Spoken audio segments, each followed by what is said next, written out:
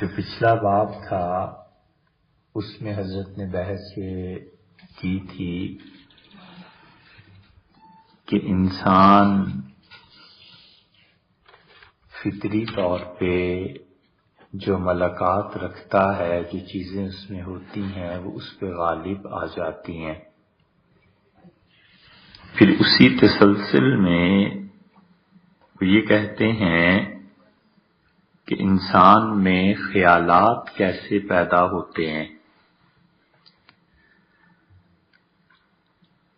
اور یہ اسی کا ایک حصہ لگتا ہے۔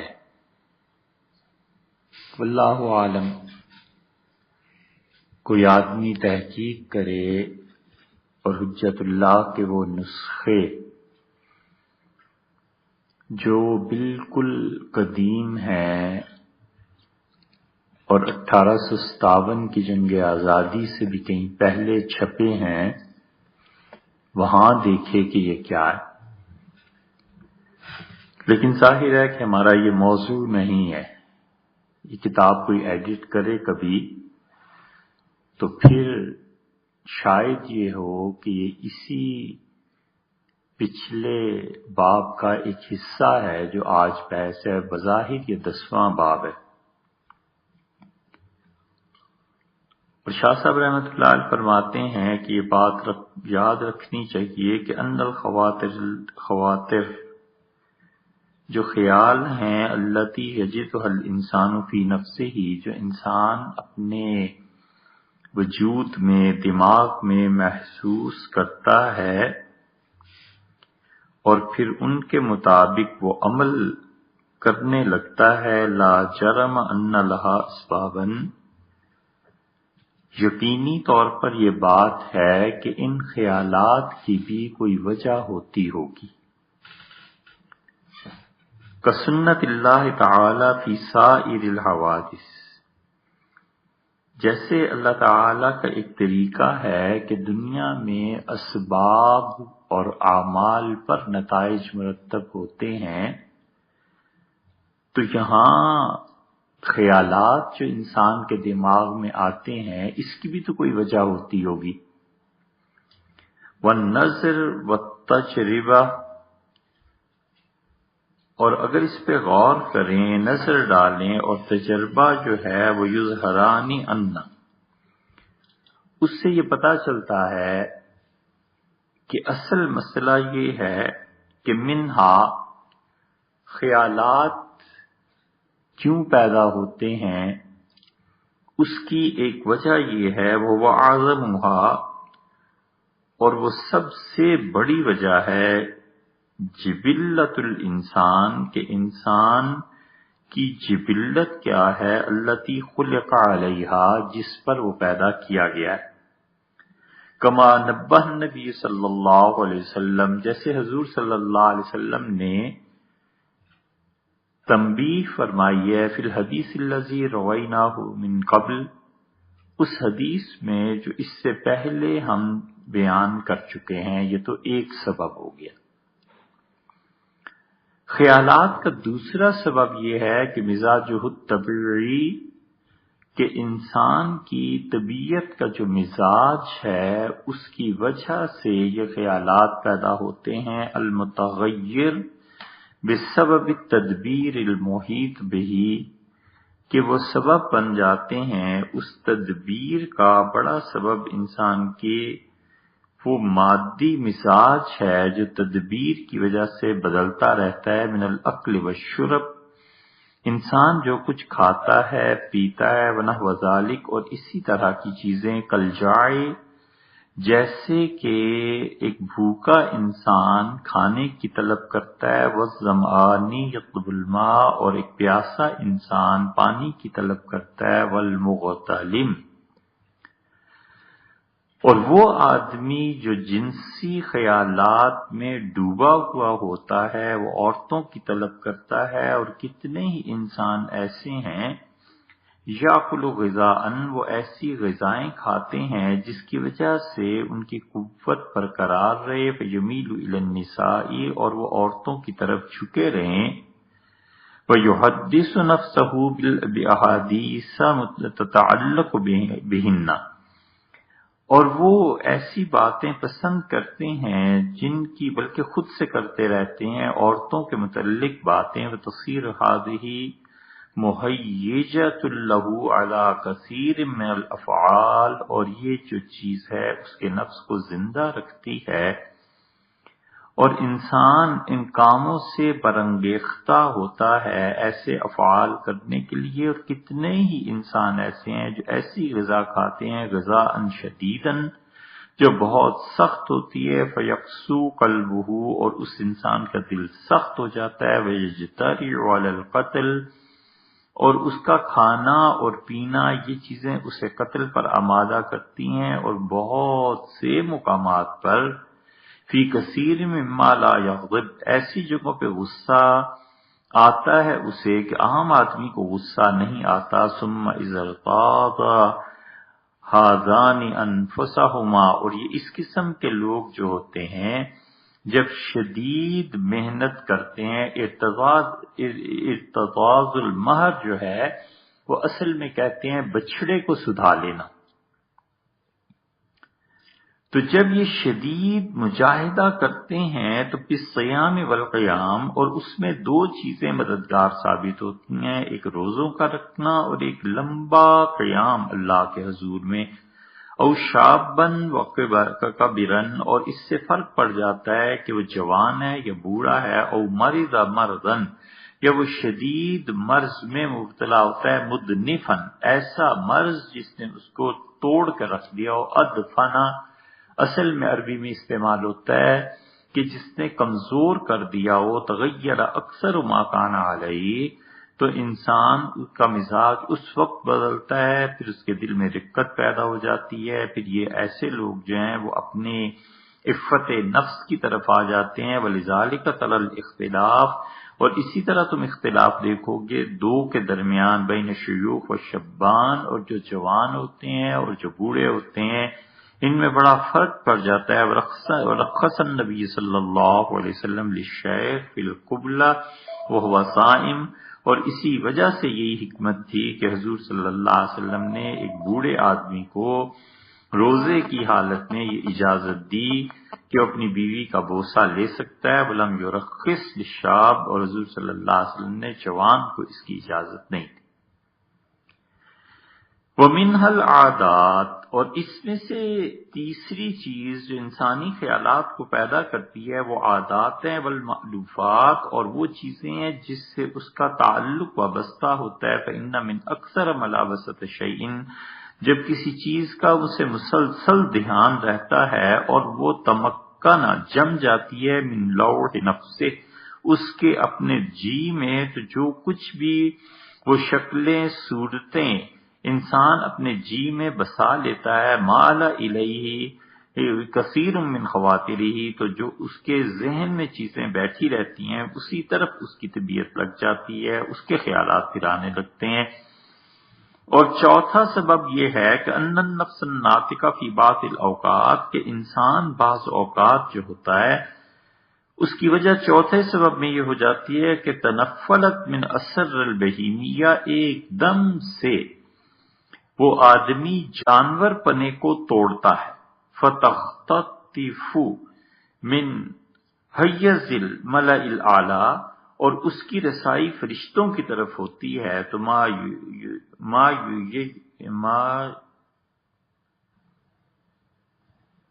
ییسر لہا، جو چیز اس کو مہیا ہوتی ہے، من حیت نورانیہ، وہ نورانی شکلیں ہوتی ہیں۔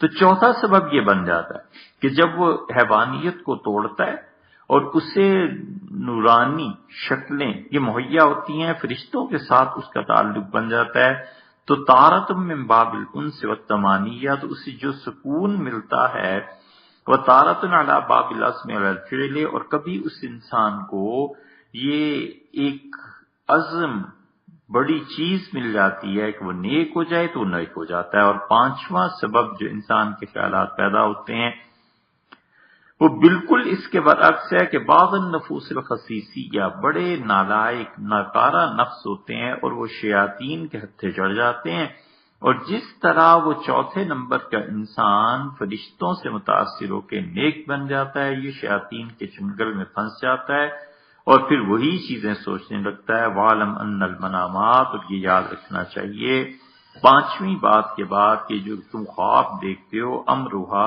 کامر الخواتر، یہ بھی بالکل ایسے ہی ہوتے ہیں جیسے تم سوچتے ہو، غیر انہا تتجرد لها النفس، سوائے اس کے کہ کیا فرق ہوتا ہے کہ انسان کا نفس پوری طرح فارغ ہو جاتا ہے۔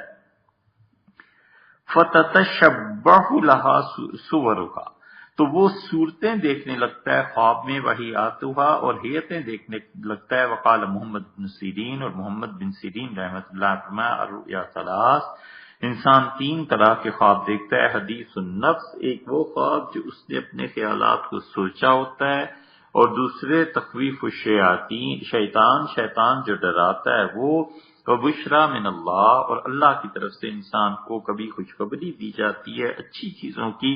یہ تین طرح کی چیزیں ہیں جو وہ دیکھتا ہے۔ شاہ صاحب رحمۃ اللہ علیہ نے اس باب میں 10ویں، جو حقیقت میں پیچھے سے منسلک ساری عبارت ہے، اس پورے باب میں 6 چیزوں سے بحث کی، اور انہوں نے ان 6 چیزوں میں اصل بات یہ بیان کی کہ انسان سوچتا ہے کہ یہ خیالات کیسے پیدا ہوتے ہیں۔ بہت سے دنیا میں ایسے لوگ ملیں گے جو اپنے خیالات سے تنگ آئے ہوئے ہوتے ہیں، مرد ہے، عورتیں ہیں، اپنے خیالات سے اس طرح سے تنگ آئے ہوئے ہوتے ہیں کہ عورت کہتی ہے کہ ویسے تو کوئی چیز یاد نہیں آتی، مگر جو ہی نماز پڑھنا شروع کی فوراً یہ آتا ہے کہ اچھا فلاں چیز کا کیا ہوا، فلانی کا فون آنا تھا، فلاں جو چیز تھی کھانی تھی، یہ چیز تھی، یہ چیز تھی، اور اس سے ساری چیزیں یاد آنا شروع ہو جاتی ہیں۔ مردوں کو دیکھو تو کہتے ہیں ویسے تو کوئی چیز خیال نہیں آتی، مگر نماز پڑھنا جو ہی شروع کی وہ اسی وقت وہ چیزیں یاد آنا شروع ہو گئیں، اور بعض لوگوں کی حالت اور خراب ہو جاتی ہے، تیسرے درجے وہ کہتے ہیں ایسے ایسے خیالات آتے ہیں کہ جی چاہتا ہے نماز توڑ کے بھاگ جاؤں، اللہ کے سامنے ایسے سوچنا، یہ چیزیں بھی ہو جاتی ہیں۔ پھر اسی پہ وہ حکایت ہے، لکھا ہے کہ ابو حنیفہ رحمۃ اللہ کے پاس ایک آدمی آیا اور اس نے کہا حضرت ایک چیز کہیں رکھی تھی اور بھول گیا، سمجھ نہیں آتی وہ چیز گئی کہاں، تو آپ اس کا کوئی حل بتائیں۔ حضرت امام رحمۃ اللہ نے فرمایا کہ یہ مسئلہ کوئی شرعی تو ہے نہیں، کیا حل اس کا بتائیں، یہ تو عام انسانی زندگی کا مسئلہ ہے۔ اس نے بہت زیادہ اصرار کیا تو حضرت نے فرمایا پوری توجہ سے 2 رکعتیں پڑھ لو، اللہ کی طرف دھیان لگا کے تو یاد آ جائے گی۔ اس نے واقعی جب نماز شروع کی تو فوراً ہی یاد آ گئی، اب باقی اللہ سے کیا تعلق تھا، وہ تو بس اللہ تعالیٰ سے جو تھا وہ تھا، تعلق فارغ ہو گیا، نماز فوراً پوری کی جا کے وہ چیز تھی۔ پھر اسے خیال آیا کہ حضرت امام سے پوچھوں کہ آخر یہ مسئلہ کیا ہے، تو پھر وہ حاضر ہوا، حضرت سے پوچھا تو حضرت نے فرمایا کہ شرعی مسئلہ تو تھا نہیں، مجھے خیال آیا کہ جب تم اللہ کی طرف تعلق لگاؤ گے تو حضور صلی اللہ علیہ وسلم نے فرمایا جو شخص 2 نفل زندگی میں ایسے پڑھ لے کہ اس کو اللہ کے علاوہ کسی کا خیال نہ آئے تو یہ آدمی ایسا ہے جس کے پچھلے گناہ معاف ہو جائیں گے۔ تو جب تم یہ کام کرو گے تو مجھے خیال آیا کہ شیطان فوراً تمہیں وہ چیز یاد دلائے گا تاکہ تم 2 نفل کہیں اللہ کے لیے نہ پڑھ لو، شیطان کو عذاب ہو جائے گا، مصیبت بن جائے گی کہ ایک آدمی 2 نفل اللہ کے لیے پڑھ رہا ہے۔ تو فرمایا میں نے اس طرح تمہیں بتا دیا تھا۔ تو یہ چیز یہاں بھی ہے کہ شاہ صاحب رحمۃ اللہ فرماتے ہیں انسان اپنے خیالات سے تنگ آیا ہوا ہوتا ہے، اور ان خیالات کی تنگی میں اسے یہ بھی سوچنا چاہیے کہ یہ خیالات پیدا کہاں سے ہوتے ہیں، تاکہ اگر یہ سمجھ آ جائے تو انسان بسا اوقات ان خیالات کی جڑ کاٹ دیتا ہے۔ اور یہی فرق ہے حکمت میں، اور یہی فرق ہے ایک عام مفتی میں۔ مفتی فتویٰ دے دیتا ہے، مولوی صاحب مسئلہ بتا دیتے ہیں، لیکن جن لوگوں پر اللہ نے دین کی حکمت کھولی ہوتی ہے وہ جڑ سے اکھیڑ دیتے ہیں۔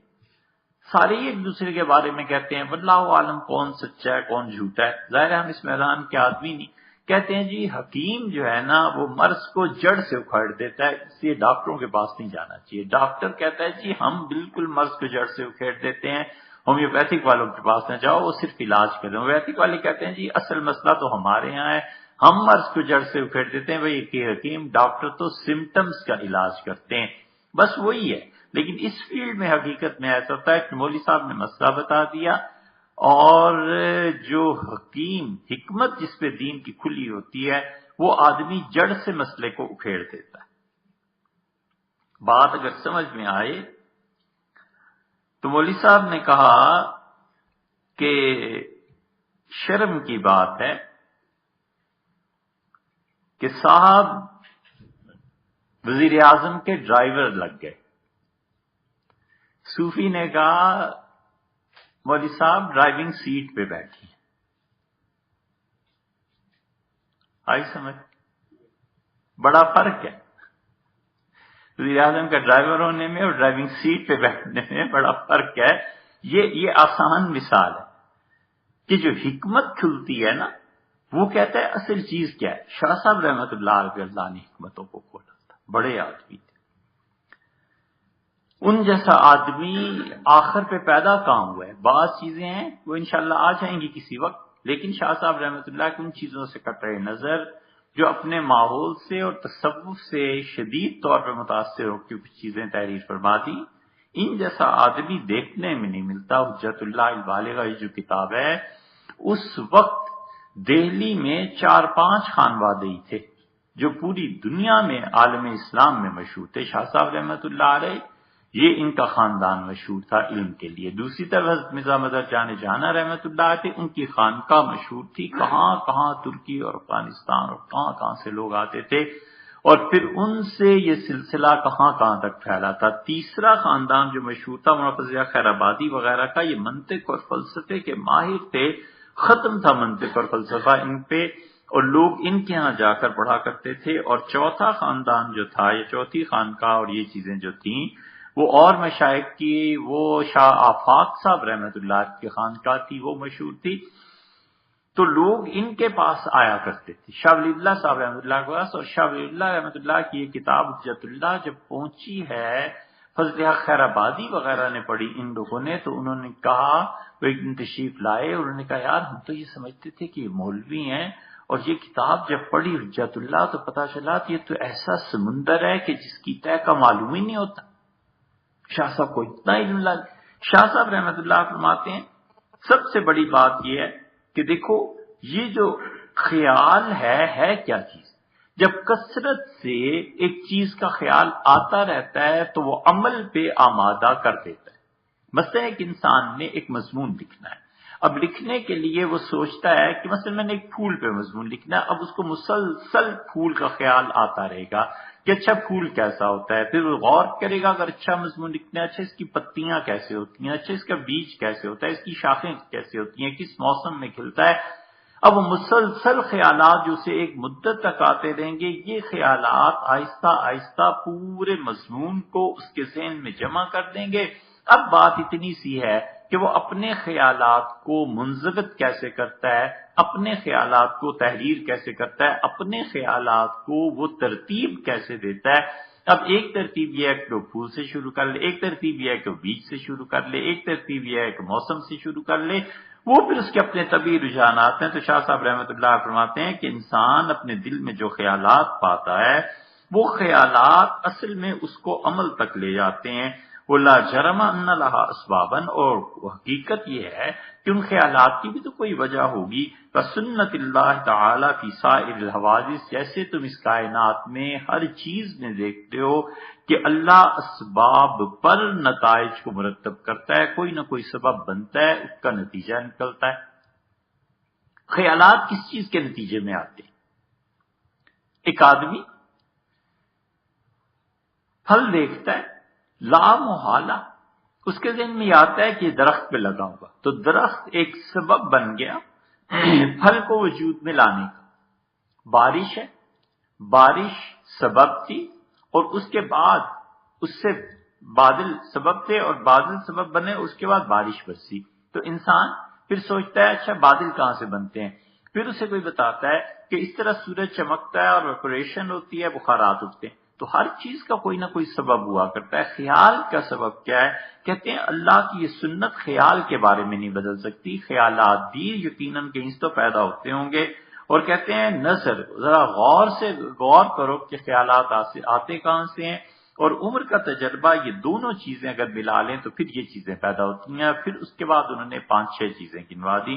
انہوں نے کہا ان میں سے اعظم و سب سے بڑا سبب خیالات کے پیدا ہونے کا یہ ہے کہ جبلت الانسان التی خلق علیہا، کہ انسان جس جبلت پہ پیدا کیا گیا ہے، خیالات اس قسم کے آتے ہیں۔ دو چیزیں الگ الگ ہیں، ایک کیا خیالات کس قسم کے آتے ہیں، اور ایک ہے کہ خود خیال کیسے پیدا ہوتا ہے۔ شاہ صاحب رحمۃ اللہ پہلے اس مسئلے کو لے لیا کہ کس قسم کے خیالات آتے ہیں۔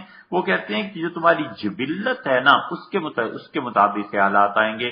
جیسے کہ میں نے تمہیں پہلے بتا دیا ہے کہ حضور صلی اللہ علیہ وسلم کی حدیث پیچھے باب میں گزر چکی، اس لیے اس کی صرف متن تھوڑا سا بتا دیتے ہیں، باقی حدیث گزر چکی، اس کی تشریح کا تو وقت بھی نہیں۔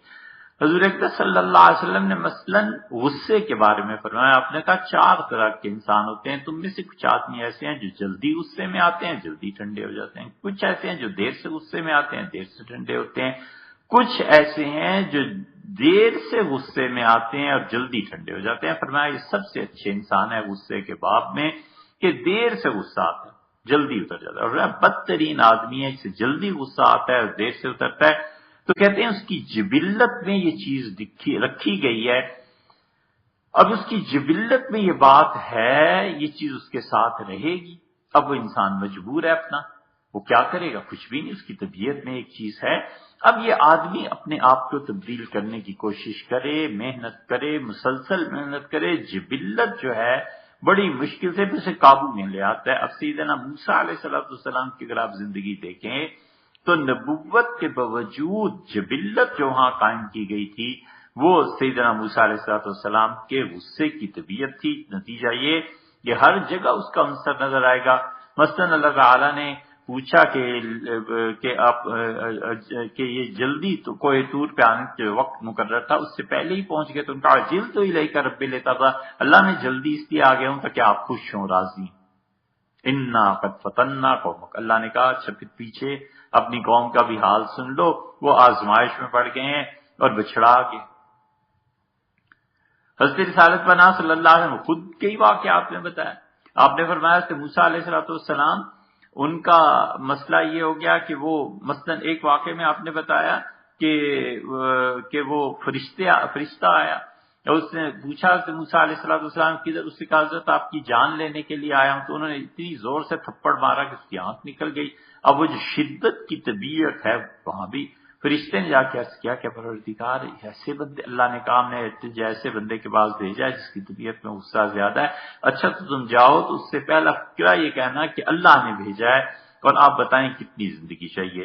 اور پھر حضرت موسیٰ علیہ السلام کے پاس آیا تو اس نے کہا جی اللہ نے بھیجا کتنی، انہوں نے کہا جی کتنی ہو سکتی ہے، ان کا اچھا اللہ نے کہا آپ ایسے کریں اپنا ہاتھ بیل کی پشت پہ رکھتے ہیں اور جتنے بھی بال آپ کے نیچے آئیں گے ہاتھ کے اتنے آپ کو زندگی کے سال دے دیے جائیں گے۔ ان کا پھر کیا ہوگا، ان کی پھر بھی موت ہوگی۔ ان کا جب مرنا ہی ہے تو رمیت حجرن، بس مجھے اتنی مہلت دے دو کہ میں بیت المقدس پہنچ جاؤں، یہ مسجد اقصیٰ جو ہے یہاں، اور کہا اتنا بس فاصلہ جب رہ جائے کہ اگر کوئی آدمی کھڑے ہو کے پتھر ایسے پھینکے اور مسجد کے صحن میں گرے تو بس اس جگہ پہ میری موت واقع ہو جائے۔ یہ حدیث دلیل ہے اس بات کی کہ کسی آدمی کی اگر تمنا ہو کہ وہ اللہ کے نیک بندوں کے پاس کسی اچھے مقام پہ اس کی تدفین ہو، تو حضرت موسیٰ علیہ السلام نے فرمایا، حضور صلی اللہ علیہ وسلم نے اس پہ چونکہ کوئی تبصرہ نہیں کیا اس لیے یہ قابل عمل حدیث ہے۔ تو انہیں جب وہاں پہنچے اس فرشتے نے ان کی جان لے، حضور صلی اللہ علیہ وسلم دوسری جگہ فرما دیا، یہودیوں نے الزام لگا دیا کہ یہ تو مرد ہی نہیں ہے۔ اب اللہ کو یہ منظور تھا کہ حضرت موسیٰ علیہ السلام کے متعلق یہ چیز دکھائیں کہ وہ نارمل جیسے مرد ہوتی ہیں ویسے ہی ہے۔ انہوں نے کپڑے اتارے، صحیح بخاری میں آیا ہے کہ وہ نہانے لگے اور پتھر، اب یہ اللہ کی طرف سے تھا، پتھر کو حکم ہوا کہ اس کے کپڑے لے کے بھاگ جاؤ، پتھر کپڑے لے کے بھاگ گیا۔ اور حضرت موسیٰ علیہ السلام جب باہر آئے تو ان کا حجر صوبی، میرے کپڑے دے جا، پتھر میرے کپڑے دے جا۔ وہ دیکھ رہے ہیں پتھر جا رہا ہے، اور پھر حتیٰ کہ ایک جماعت یہودیوں کی تھی وہ جلدی سے اس کے سامنے گزرتے چلے گئے، وہ تو اپنے کپڑوں کے متعلق بھاگ رہے تھے۔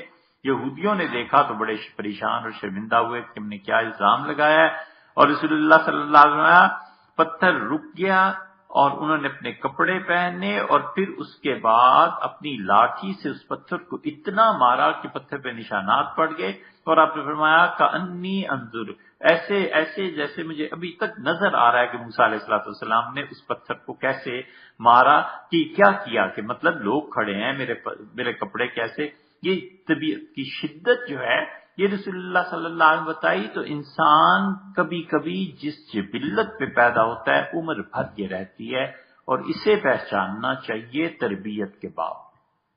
بچے بعض بڑے شرمیلے ہوتے ہیں، بس اس کو قائم رہنے دینا چاہیے۔ بعض بچوں میں غصہ ہوتا ہے، وہ غصہ جو ہوتا ہے اس کو پازیٹیو سائڈ کہیں دے دینی چاہیے، یہ چیزیں نہیں تبدیل ہوتی۔ بعض بچے بے باک ہوتے ہیں، بولنے میں اچھے ہوتے ہیں، ان کو اسی طرح ٹرین کرنا چاہیے۔ یہ جو جبلت کو تبدیل کرنے کی کوشش کرتے ہیں تو کوشش ناکام بھی ہو جاتی ہے، بچہ بھی نہیں بدلتا اور اس کی شخصیت تباہ ہو جاتی ہے۔ اس لیے شاہ صاحب رحمۃ اللہ اس کو لمبا نہیں کیا، وہ کہتے ہیں وہ جو حدیث گزر چکی میں نے تمہیں بتایا ہے، جبلت جیسی ہوگی اس کو خیالات بھی ویسے ہی آئیں گے۔ اب جبلت شاہین کی، مثلا اللہ نے اسے پیدا کیا ہے تو اس کی جبلت میں یہ ہے کہ شاہین اونچی جگہوں پہ بیٹھے گا، بسیرا کرے گا، کہاں جا کر وہ بسیرا کرے گا، کس درخت پہ گھونسلہ اس نے بنانا نہیں۔ اب شاہین کو جو مجبور کریں کہ وہ اپنا گھونسلہ بنائے اور چڑیا کی طرح رہے، نہیں ہو سکتا۔ اسی طرح چڑیا کو مجبور کرنا کہ تم شاہین کی طرح، باز کی طرح اڑو، نہیں ہو سکتا، بڑا فرق ہے۔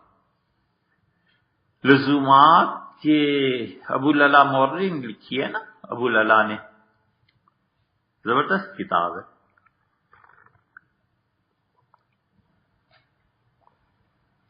گوشت نہیں کھاتا تھا، غفران بھی شاید اس کی کتاب ہے، گوشت نہیں کھاتا تھا۔ دوستوں نے شکار کیا اس کے، اور اس کا اس سے تو ضرور گوشت کھلانا ہے، تو زعفران کیا کیا چیزیں ڈالیں، بھونا، تیتر، یہ وہ، اور ڈش میں رکھ کے بھیجا تھال میں۔ تو حکیم تھا، دیکھتا رہا بڑی دیر، اب خوشبو بھی دماغ میں پہنچی سب کچھ، تو اسے دیکھ کے پھر واپس کر دیا۔ تو اس جو لایا تھا اس سے کہا جی میں جا کے کیا آپ کے دوستوں کو بتاؤں؟ انہوں نے کہا انہیں کہنا کہ اتنے کم ہمت پرندے کو بھیجا ہے، افسوس ذرا زیادہ محنت کرتا تو شاہین بن جاتا۔ تیتر بھی کوئی پرندہ ہے، لے جاؤ اسے۔ تو یہ چیز ہے کہ جبلت ہوتی ہے بلند کام کرنے کی، بعض بچوں میں ہوتی ہے، بلند کام کرنا چاہتے ہیں، انہیں اس کے لیے فیلڈ دے دیا جائے۔ یہ وہ چیز ہے جس میں ہمارے زمانے میں یورپ جب سے ہے کامیابی اس کو ملی، تب سے وہ اپنے بچوں کو اس فیلڈ کے لیے، آپ ان کے یہاں دیکھیں عام سکولوں میں 70% امریکہ میں، اور ایسے اور آپشن بھی ہوتا ہے کہ یہ سوال کر لو، یہ سوال کر لو، یہ سوال کر لو، جو کچھ کر لو۔ اور جن بچوں کو حکمرانی میں لانا ہے ان کے لیے 90% نمبر حاصل کرنے ہیں، اور کوئی آپشن نہیں ہے، جو پیپر ہے اس پورے پیپر کو حل کرنا ہے، اس سے 90% لینے ہیں۔ اب جو بچے اس فیلڈ میں اترتے ہیں 90% نمبر بھی لیتے ہیں اور آپشن بھی کوئی نہیں ہے، سوالات سارے کرنے ہیں۔ نتیجہ یہ کہ ایسے بچے آہستہ آہستہ آہستہ آہستہ چھانٹی ہوتی چلی جاتی ہے، جو آخر میں پہنچتا ہے وہی پہنچتا ہے جسے امریکہ میں کوئی بڑا عہدہ لینا ہے یا بڑی جگہ پہ ہے۔ تو یہ وہ چیز ہے جو جبلت میں شامل ہوتی ہے۔ جبلت میں تنہائی ہے، اب کیوں لوگوں کے سامنے لا کے اسے بٹھانا ہے؟ جبلت میں تنہائی ہے، تنہائی کے کام دے دیے، کمپیوٹر پہ بٹھا دو، کتابیں تو کوئی اور چیز۔ اس طرح شاہ صاحب رحمۃ اللہ فرماتے ہیں دوسری چیز جو انسان کے خیالات کو پیدا کرتی ہے وہ انسان کا طبعی مزاج ہے۔ طبعی مزاج کے متعلق یہ بات فرما دی کہ طبعی مزاج یہ ہے کہ دیکھو جو تدبیر ہوتی ہے اس کو کرنا ہوتا ہے، اور وہ یہ ہوتی ہے کہ انسان کی فطرت کے علاوہ دوسری چیز انسان کا مادی مزاج ہے، اور یہ بدلتا رہتا ہے۔ مادی مزاج بدلتا رہتا ہے۔ اس کی بڑی مثال آپ دیکھنا چاہیں تو جو لڑکے جس کے آگے پیچھے بہنیں ہوتی ہیں اس کی طبیعت اور ہوتی ہے، اور جو بھائی ہوتے ہیں اس کی طبیعت اور ہوتی ہے۔ ایک بچہ ہے، چچا زاد، خالہ زاد، مامو زاد، بھائی سارے کزنز میں کھیلتا پلتا بڑھتا ہے، مردوں والی بات ہو جاتی ہے۔ ایک لڑکا ہے اکیلا، 5-7 بہنیں ہوگی، 5-7 چچا کی بیٹیاں ہوں گی، ماموں کی، خالہ کی، اس کے مزاج میں اگر ہمت نہیں ہے تو نسوانیت آ جائے، عورتوں کی طرح باتیں کرنا، عورتوں کی طرح جذبات میں بہ جانا، بچے بچپن میں ہی عورتوں کی طرح رونے لگ جانا، کم ہمت ہو جانا، ڈرپوک ہو جانا، جو عورتوں کی خصوصیات ہے اس میں. اور یہی برعکس بھی ہو جاتا ہے کہ بیٹی ہے، بچی ہے، اور اس کے بھائی ہیں، 6-7 بھائی ہو گئے، ادھر سے بھائی آیا، ادھر سے بھائی آیا، تو اس لڑکی کے مزاج میں لڑکوں جیسی چیزیں آ جاتی ہیں. تو یہ طبعی مزاج جو ہوتا ہے، شاہ صاحب رحمۃ اللہ، اس کی 3 مثالیں تھیں. انہوں نے کہا دیکھو جیسے انسان کو طبیعت پہ بوجھ ہو کھانے پینے کے لیے تو تدبیر سے بدلتا ہے، اس کو ہمیشہ کھانے پینے کا خیال آتا رہے گا. اگر طبیعت میں شوق ہو یہ کھانے پینے کا، اللہ کی شان ہے، اسلام آباد سے گجرانوالہ چلے جائیں گے کہ چلو جی وہاں جا کے کھانا کھانا ہے، گجرات میاں صاحب کا ہوٹل ہے وہاں سے کھانا کھانا ہے، کراچی ایک سرے سے دوسرے سرے پہ پہنچ جائیں گے، کتنے 30 میل کے فاصلے پہ کتنا جگہ بڑی اچھی چیز پکتی ہے وہ کھانی ہے. کیا خیالات مسلسل آ رہے ہیں کہ یہ چیز وہاں فلاں جگہ پہ بڑی اچھی ملتی ہے. اسی طرح پینے کے متعلق دوسری مثال انہوں نے کہا دیکھو پیاسا آدمی پانی ڈھونڈتا ہے اور کہتا ہے پانی کہیں مل جائے، تو پیاسا آدمی 2 میل بھی چل لیتا، کہتا ہے پیاس لگی ہے آخر بجھانی ہے. اس کو خیالات ہمیشہ پیاس کی شدید حالت میں. تیسری چیز شاہ صاحب رحمۃ اللہ نے فرمائی، اور وہ کہتے ہیں کہ والمغتلب یطلب النساء، اور جو آدمی جنس سے مغلوب ہوتا ہے وہ عورتوں کی باتیں سوچتا رہتا ہے. اور اس حد تک کبھی کبھی انسان پہنچ جاتے ہیں ایسے کہ جب جسم جواب دے جائے تو ایسی قوت والی غذائیں استعمال کرتے ہیں اور چیزیں، اور اس انسان کے ذہن پہ یحدث نفسہ باحادیث تتعلق بہن، عورتوں ہی کے خیالات میں ڈوبا رہتا ہے، اور پھر یہ خیالات اس کی طبیعت کو منتشر کرتے ہیں کہ وہ ایسا فعل کوئی کر گزرے، اور وہ ان خیالات میں ڈوبا رہتا ہے جو عورتوں سے متعلق ہے. تو یہ ساری چیزیں ایسی ہیں جو انسان کے خیالات میں اس کا جو طبعی مزاج ہے نا، اس مزاج کی وجہ سے بدلتی ہیں چیزیں. اب اگر کھانا پینا شروع کر دے ایسے جیسے شاہ صاحب رحمۃ اللہ علیہ قوت کی غذا، یعنی جیسے گوشت زیادہ کھانا شروع کر دے تو اس کا دل جو ہے وہ قساوت پہ چلا جاتا ہے، سخت ہو جاتا ہے، اور قتل اس کی سرشت میں داخل ہو جاتا ہے، اور ان چیزوں پر غصہ کرتا ہے جن چیزوں پہ اسے غصہ نہیں کرنا چاہیے. یہ غذا کا اثر ہوتا ہے. اس لیے آپ دیکھیں یہ جتنے بزرگوں کی نظر اس پہ گئی نا کہ پٹھانوں کے ذریعے اس سارے خطے میں تبدیلی آ سکتی ہے. سید احمد شہید رحمۃ اللہ علیہ، شاہ ولی اللہ محدث دہلوی رحمۃ اللہ علیہ، خود یہ کتاب کے والد کے مصنف حضرت شاہ صاحب رحمۃ اللہ علیہ نے دلی میں بیٹھ کے نادر شاہ کو خط لکھا اور مسلسل افغانستان والوں کو کہتے رہے کہ تم اٹھو اور تمہاری وجہ سے ہندوستان میں تبدیلی آ سکتی ہے. حتیٰ کہ احمد شاہ ابدالی آیا اور اس نے آ کے مرہٹوں کی کمر توڑ دی. 6 لاکھ مرہٹے مارے گئے، اور اگر اس وقت مرہٹوں کی کمر نہ توڑ دیتے ہندوستان میں کئی مرتبہ ایسے نازک موقع تاریخ کے آئے ہیں کہ ایک واقعے نے پورے علاقے کی قسمت بدل دی، اور اگر خدا نہ خواستہ وہ ہو جاتا واقعہ تو تباہی گر جاتی. اور ایسے بھی موقع آئے ہیں کہ ہو گیا اور ہمیشہ کے لیے گویا غلامی ہوگی. انگریزوں کا آنا یہ ایسے ہی نہیں تھا، انگریزوں کو نکالنے کے کئی ایک مواقع تھے اور لیڈرشپ کی غلط فیصلے نے انگریزوں کو جما دیا. اسی طرح اعلیٰ حضرت کیا دوسری سائڈ بھی تھی. شاہ صاحب رحمۃ اللہ دہلی میں بیٹھ کے دیکھ رہے تھے کہ یہ جو ہیں مرہٹے یہ بڑھتے چلے جا رہے ہیں، پھیلتے چلے جا رہے ہیں. مرہٹوں نے مغلیہ سلطنت پہ قبضہ کیا. یعنی حالت یہ ہو گئی تھی کہ 28 سال تک ایک عورت صبح شہزادے سوتے رہتے تھے، رات بھر شرابیں پیتے تھے. جہاں ذرا بارش ہوئی اٹھاؤ ٹینٹ اور چل پڑو ایسی جگہ پر جہاں پہ گنگا جمنا کے کنارے. دونوں میں بڑا فرق تھا. وہاں جاؤ اور عیاشی کرو، اور وہ عورت ہندو وہ 28 سال تک باہر آتی تھی، لکھ کے دے جاتی تھی کہ یہ کام مملکت میں ہوگا، یہ کام مملکت میں نہیں ہوگا. اورنگزیب رحمت اللہ علیہ کی سلطنت تباہ ہوتے ہوتے بھی 100 سال لگ گئے. وہ اس پرائم پہ پہنچا گئے تھے اپنی حکومت کو کہ اس کا توڑنا ہی بڑا دشوار تھا. تو یہ چیزیں ہوئی ہیں تاریخ میں. اب یہاں پر یہ چیز کہ پٹھانوں پر نظر کی، پھر سید احمد شہید رحمت اللہ کی تحریک اٹھی تو وہ افغانستان خود چلے گئے. پٹھانوں کو کہا کہ ہندوستان میں آؤ اور یہاں کے حالات بدلو۔ اب یہ آپ دیکھ لیں یہ پچھلے 50 سال 40 سال سے جو سارا قضیہ طالبان یہ وہ چل رہا ہے، سارا پٹھانوں کا تو ہے۔ وجہ بنیادی طور پہ کیا ہے؟ ساری قوم گوشت خور، اور ان کے نزدیک قتل کرنا غصہ یہ انہی کا خاصہ ہے۔ اس غصے کو صحیح استعمال کر لیا تو بھی ٹھیک ہے، غلط استعمال کر لیا تو بھی آپ کے سامنے صحیح استعمال کیا۔ اتنی طاقت، اتنا مجاہدہ، اتنے طاقتور ہونا کہ اکبر بادشاہ، بابر بادشاہ یہ سارے ہمتوں کے پتلے تھے۔ یعنی اکبر اپنی بادشاہی میں ایسے ایسے سفر کیے ہیں کہ 20 گھنٹے مسلسل ہاتھی اور گھوڑے دوڑاتا رہا۔ آدمی ایک مرتبہ کر کے دیکھے نا، پھر پتا چلے عمر کے کس حصے میں آدمی 20 گھنٹے مسلسل گھوڑے پہ گھوڑے بدلتا رہا اور سانڈیاں بدلتا رہا اور اونٹ بدلتا رہا، اور سفر اس نے کیا ایک جگہ سے دوسری جگہ تک۔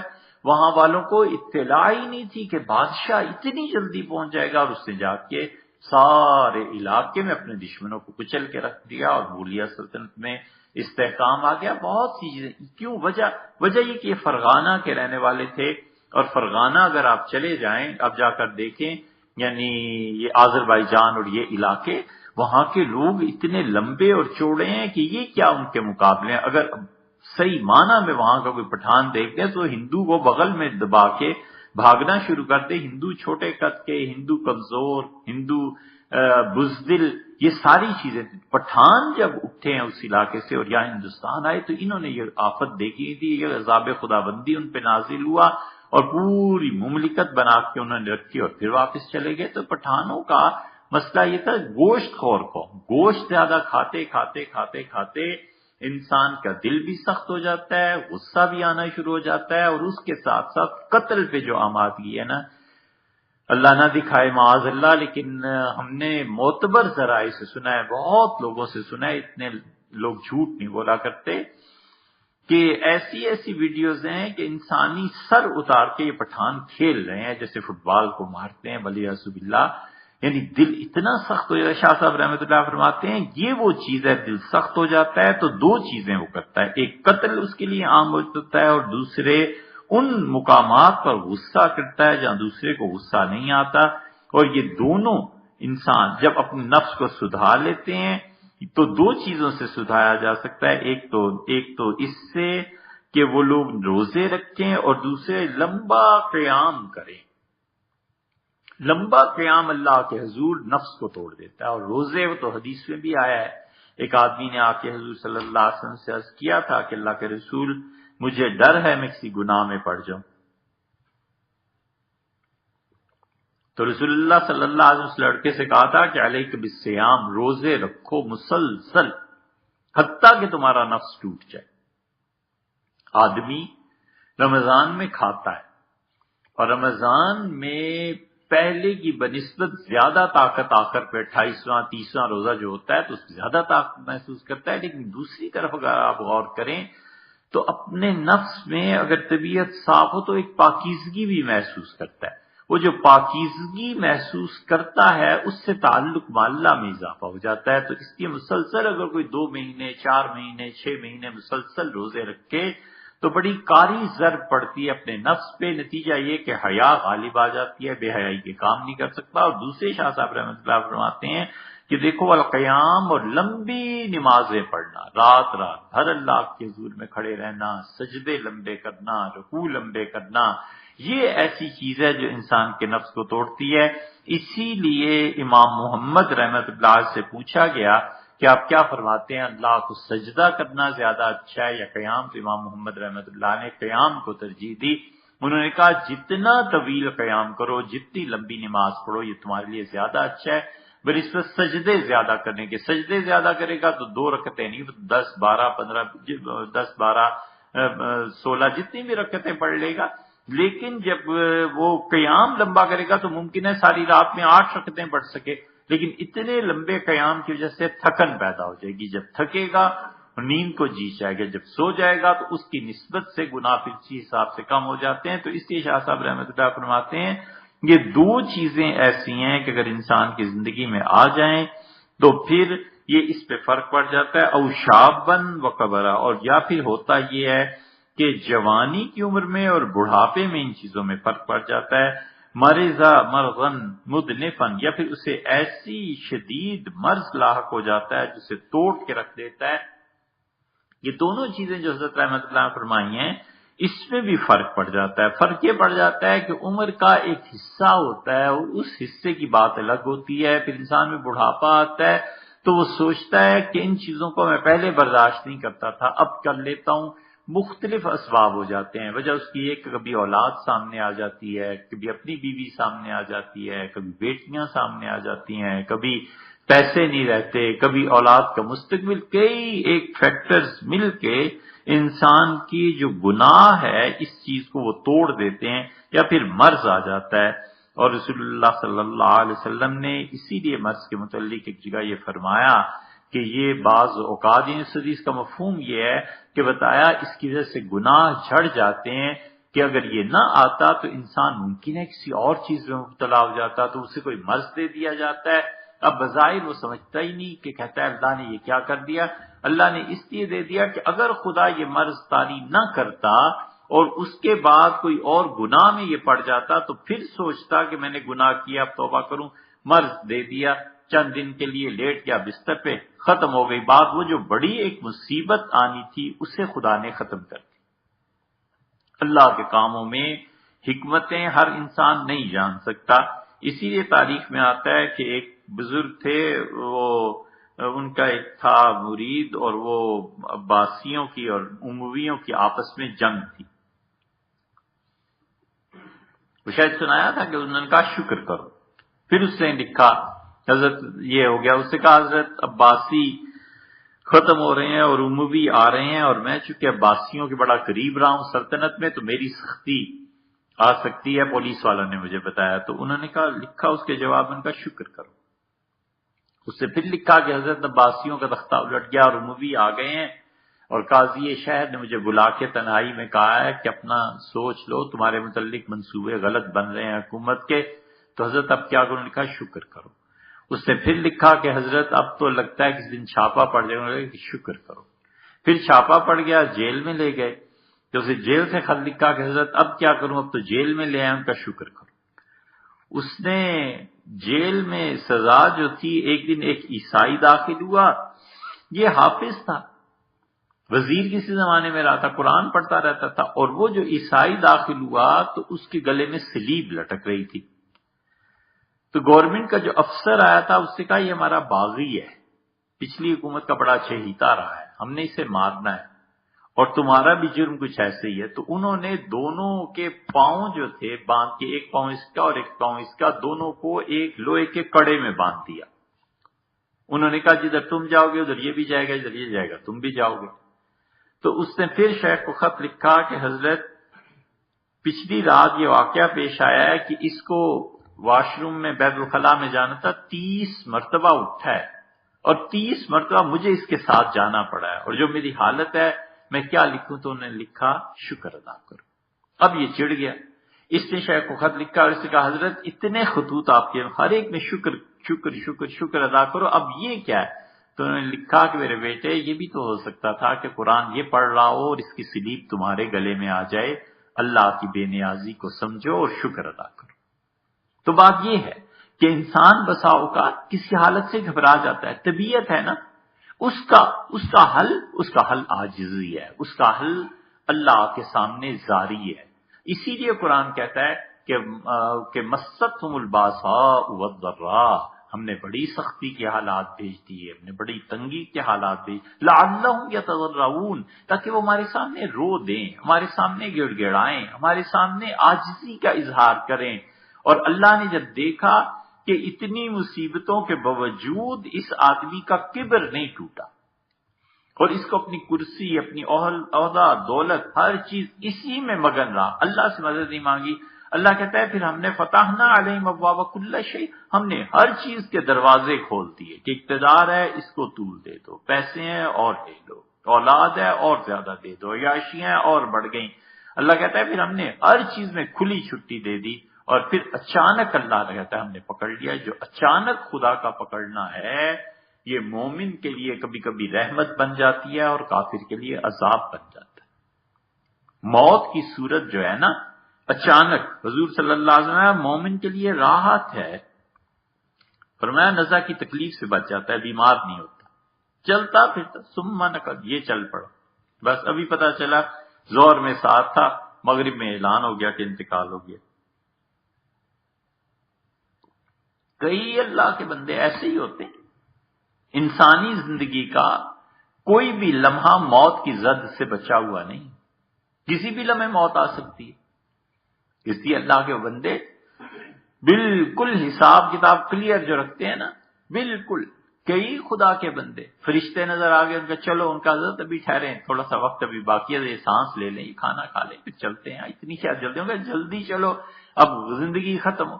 بہت سے خدا کے بندے ایسے ہوتے ہیں، وہ جو اچانک موت آ جاتی ہے وہ مومن کے لیے اس طرح سے رحمت بن جاتی ہے۔ حضور صلی اللہ علیہ وسلم بتایا کہ اس انسان کو نزع کا عالم نہیں ہوتا، اور فرمایا کافر کے لیے عذاب بن جاتا ہے کہ اس کو توبہ کی توفیق نہیں ملتی۔ اگر بیمار ہو جاتا توبہ کر لیتا۔ اسی لیے رسول اللہ صلی اللہ علیہ وسلم ایک یہودی لڑکے کی عیادت کو گئے، اور وہ یہودی لڑکا حضور صلی اللہ علیہ وسلم دیکھا اس کی حالت خراب ہو رہی ہے، نزع کا عالم ہے، روح اٹک گئی ہے، تو آپ نے اس سے کہا کہ آپ نے کہا کہ میں تمہیں اس کا حل بتاؤں؟ اس نے کہا جی۔ آپ نے فرمایا تم مجھ پہ ایمان لے آؤ تو تم جلدی چلے جاؤ، یعنی مطلب یہ روح نزع کی جو تکلیف ہے ختم ہو جائے گی۔ تو اس نے ماں کی طرف دیکھا یا باپ کی طرف، تو انہوں نے کہا حضور صلی اللہ علیہ وسلم جو کہتے ہیں مان جاؤ۔ جانتے تو وہ بھی تھے اندر سے کہ اللہ کے رسول ہیں، اس نے کلمہ پڑھا اور ختم ہو گیا۔ رسول اللہ صلی اللہ علیہ وسلم باہر تشریف لائے اور آپ نے اللہ کا شکر ہے جس نے میری وجہ سے اس کو جہنم کی آگ سے بچا لیا۔ تو یہ ساری چیزیں ہوتی ہیں، لیکن انسان عقل کم ہوتی ہے، طبیعت کا اضطراب بڑھ جاتا ہے، پریشان ہو جاتا ہے۔ اگر خدا اسے دوسری بھی صورت دکھاتا کہ اگر یہ بیماری نہ آتی تو دیکھو یہ ہے وہ چیز، تم کبر میں مبتلا ہو جاتے، تم متکبر ہو جاتے، مغرور ہو جاتے، یہ گناہ کر جاتے، یہ کرم ہو جاتا، تو پھر تمہارا کیا ہونا تھا؟ پھر زندگی کی بالکل رخ ہی بدل جاتا۔ اس لیے شاہ صاحب رحمۃ اللہ فرماتے ہیں کہ دونوں چیزیں جو ہیں، ایک لمبا قیام اور ایک مسلسل روزے رکھنا، یہ انسان میں اتنی اچھی چیز پیدا کر دیتے ہیں کہ انسان میں رقت طاری ہو جاتی ہے، اور اس کے ساتھ ساتھ نفس اس کا پاک ہو جاتا ہے۔ اس لیے دیکھو گے کہ حضور صلی اللہ علیہ وسلم نے حدیث میں بھی جوانوں کے متعلق اور بڑھاپے کے متعلق الگ الگ احکامات دیے۔ انشاءاللہ آئندہ اس کی بات کریں۔